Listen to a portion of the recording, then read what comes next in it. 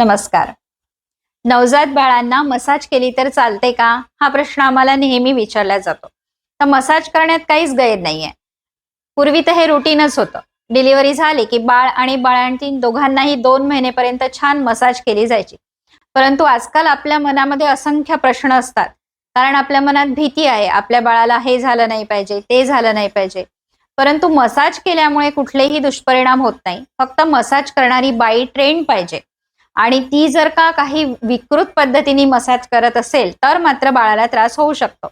जसे काही लोक बाळांचे हातपाय पिळतात, त्यांना उलटं करतात, त्यांच्या नाकात तेल घालणं, कानात तेल घालणं असे प्रकार करतात किंवा ब्रेस्ट पिळतात बाळांचे दाबून दाबून.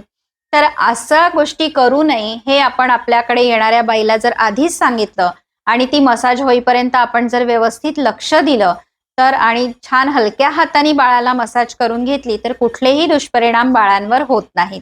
मसाज केल्यामुळे बाळाला शांत झोप लागते, बाळ छान दूध पितं आणि बाळाचं रुटीन व्यवस्थित सेट होतं.